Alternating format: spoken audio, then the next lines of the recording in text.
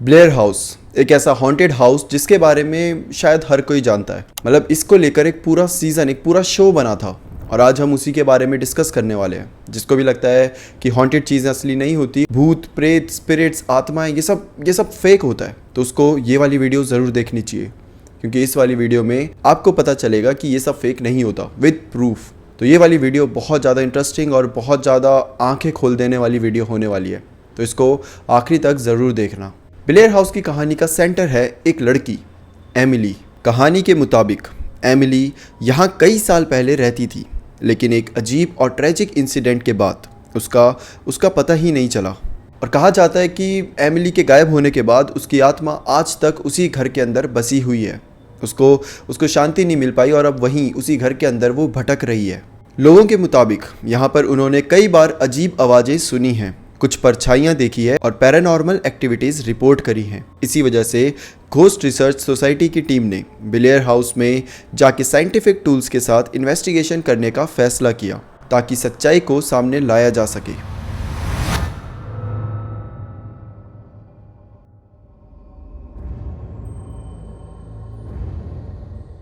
सितंबर 2019 शाम के 7 बजे ब्लेयर हाउस के सामने एक पुरानी विक्टोरियन स्टाइल हवेली के बरामदे में एक वैन रुकती है। अंदर से 4 लोग निकलते हैं। घोस्ट रिसर्च सोसाइटी के सीजन इन्वेस्टिगेटर बरबरा, डेल, डीन और लोरी।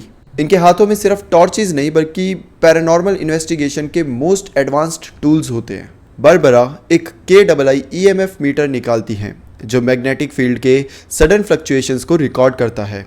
डीन रैमपॉड एक्टिवेट करता है, एक ऐसा डिवाइस जो किसी भी पैरानॉर्मल प्रेजेंस को डिटेक्ट कर लेता है जब उसके आसपास कुछ भी मूव करता है। डेल अपना ओलिवियस एक्स सेट करता है, एक ऐसा इंस्ट्रूमेंट जिससे एनर्जी कुछ भी बोलना चाह रही है या कुछ भी वहाँ पे प्रेजेंस फील हो रहा है तो उनको शब्दों में ट्रांसलेट कर देता है, जिससे पता चल सके कि सामने वाला अगर कॉन्वर्सेशन करने का ट्राई कर रहा है तो क्या बोलना चाह रहा है। और लोरी वो स्पिरिट बॉक्स को ट्यून इन कर देती है, जिसमें से रेडियो स्टैटिक के बीच कुछ अजीब सी आवाज़ें निकल रही होती है।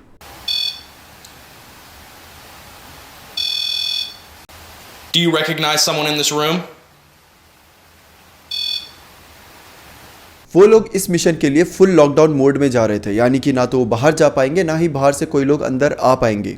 अब इस पूरे घर के अंदर सिर्फ ये 4 लोग थे, इनके टूल्स थे और जो भी इस घर में मौजूद होकर इनका इंतज़ार कर रहा था। वो सुबह होती है, समय 7:43।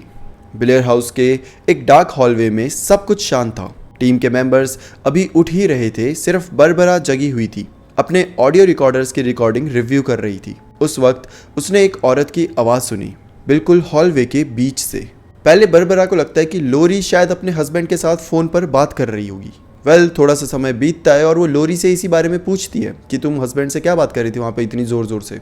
तो लोरी बोलती है कि मैं तो अभी उठी हूँ और मैंने तो अभी तक फ़ोन छुआ भी नहीं है, मैं वो नहीं थी जिसकी भी तुमने आवाज़ सुनी है। और मज़े की बात ये थी कि अब इन दोनों को छोड़कर इस पूरे घर में कोई और फीमेल थी ही नहीं, यानी कि वो आवाज़ जो आई थी वो किसी और फीमेल की थी जो कि इस घर में मौजूद ही नहीं थी। एक ऐसी आवाज़ रिकॉर्ड हो गई थी जो ना तो वहाँ किसी ने बोली थी और ना ही कोई उस वक्त वहाँ पर मौजूद था। ब्लेयर हाउस के अंदर कुछ तो ऐसा था जो रिकॉर्ड होने के लिए तैयार था। We're going to start up here and we're going to work our way through the rest of the house, hit the second floor, first floor, and then the basement. रात के अंधेरों में जब एटिक का दरवाज़ा खोला गया, एक ठंडी हवा का झोंका अंदर चला आया। डीन और लोरी दोनों अपनी फ्लैशलाइट्स के साथ स्लोली एटिक के अंदर गए। वहाँ एक पुराना ऑल्टर बना हुआ था, वुडन, डस्टी, और उसके पास कुछ था, और वो जो भी था उसको सबसे पहले डीन देखता है और फिर उसके बाद लोरी भी उसे देखती है। दरअसल वहाँ पर एक शैडो थी जो उस ऑल्टर के पास से गुजर रही थी। और उसी वक्त अचानक से हर जगह सिगरेट की स्मेल आने लगी, जैसे कि मान लो कोई उन्हीं के सामने सिगरेट पी रहा हो। लेकिन सबसे हैरानी की बात यह थी कि इन चारों में से कोई भी सिगरेट इस पूरे घर में लेकर ही नहीं आया था। अब टीम बेसमेंट से ऊपर जाती है।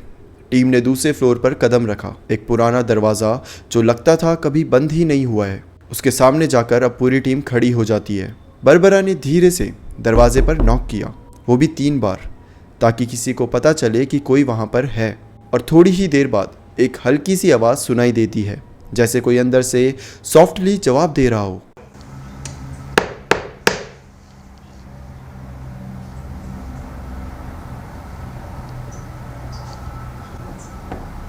There it is. There it is. अब दरवाजे से जब ये आवाज़ आ रही होती है तो टीम एक डिसीज़न लेती है कि हमें थोड़ा सा पीछे हट जाना चाहिए ताकि कोई भी पैनिक मोड में ना जा सके और किसी को भी हम परेशान ना करें। हमें पूरी सिचुएशन को ढंग से एक्सेस करना पड़ेगा। और जब वो धीरे धीरे वापस जा रहे थे, अचानक से एक ज़ोर से धमाका होता है। ऐसा लग रहा था जैसे कोई पुराने वुडन पैनल को ज़ोर से मार गया हो।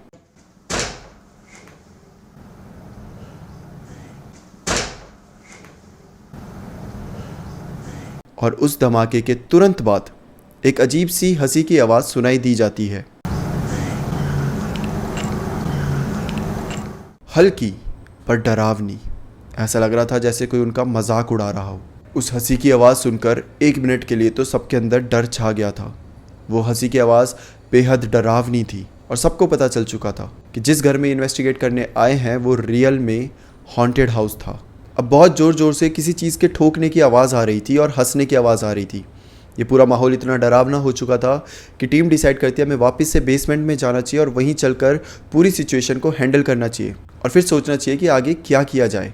क्योंकि पहले भी बेसमेंट में कुछ अजीब चीज़ें, जो अजीब एक्टिविटीज़ थी वो रिकॉर्ड हुई थी। और ये सोचते हैं कि ये हंसने की आवाज़, ये और लाउड ये बैंगिंग की आवाज़ आ रही है, ये सारी आवाज़ें बेसमेंट से ही आ रही है। डर लग रहा था, सबके हालत यहाँ पर थी, लेकिन काम भी इन्हें करना था। ऑब्वियसली ये लोग पीछे नहीं हट सकते थे, तो ये बेसमेंट की तरफ चल पड़ते हैं। डेल अपना गियर रेडी करता है। EMF मीटर, स्पिरिट बॉक्स और कैमरास सब कुछ तैयार थे ताकि बेसमेंट की हवा में छुपी सच्चाई को कैप्चर किया जा सके। वो धीरे धीरे बेसमेंट के अंधेरे में उतरने लगे, हर कदम पर अलर्ट, हर आवाज़ को सुनने की कोशिश करते हुए। बेसमेंट उतरने के बाद टीम ने डिसाइड किया कि वो स्पिरिट से डायरेक्ट बात करेंगे, एक साइन मांगेंगे। बरबरा ने सॉफ्टली पूछा, अगर कोई यहाँ पर है अपना नाम बताओ। सब ने अपनी सांसें रोक ली थी। एकदम सन्नाटा था, घनघोर सन्नाटा। हर कोई सिर्फ इंतज़ार कर रहा था, सामने से आने वाले सिग्नल्स का इंतज़ार। और थोड़ी देर बाद सिग्नल आता है। इनके सामने रखा हुआ स्पिरिट बॉक्स, उसमें एक सिग्नल आता है जो कि बोल रहा था, Emily. Tell me your name. Is Emily up here with us? ये सुनते ही सब लोग हैरान रह जाते हैं। ये नाम पहले से ही ब्लेयर हाउस के रिकॉर्ड्स में था। एक लड़की जिसका कनेक्शन इस जगह से माना जाता था। ब्लेयर हाउस में हर एक कोना जैसे कि एक कहानी कह रहा था, एक दास्तान सुना रहा था। साइंटिफिक टूल्स ने सिर्फ एक पैरानॉर्मल एक्टिविटी कैप्चर नहीं करी थी, उन्होंने एक पुरानी स्पिरिट की आवाज़ सुनाई थी, एमिली की। घोस्ट रिसर्च सोसाइटी की इन्वेस्टिगेशन ने एक बार फिर प्रूव करा कि कुछ जगह ऐसी होती है जो भूलने के लिए नहीं होती है, बल्कि वो यादों, स्पिरिट्स और उनके अधूरे रिश्तों का पता होती है। कुछ ऐसी जगह जो असल में हॉन्टेड होती है, कुछ ऐसी जगह जहाँ पर किसी को नहीं जाना चाहिए, क्योंकि अगर तुम वहाँ गए, तुमने वो सारी चीज़ें इग्नोर करी, वो सारे सिग्नल्स इग्नोर करे, तो आपके साथ बहुत बुरा हो सकता है। और ये पूरा जो एपिसोड था ये हमें यही बताता है कि हॉन्टेड चीज़ें होती हैं, घोस्ट होते हैं, कहानियाँ होती हैं। दैट्स इट फॉर टुडे दोस्तों। फिर मिलते हैं किसी और टॉपिक के साथ, तब तक के लिए bye bye and take care. और मुझे कमेंट में ज़रूर बताना कि आपको कैसा लगा ये रियल लाइफ डॉक्यूमेंट्री देखकर। अगर आपको अच्छा लगा है तो मैं और ऐसे किस्से लेकर आऊँगा जो कि फ़ॉरेन में हुए हैं और रियल में डॉक्यूमेंटेड हैं। That's it, bye bye and take care.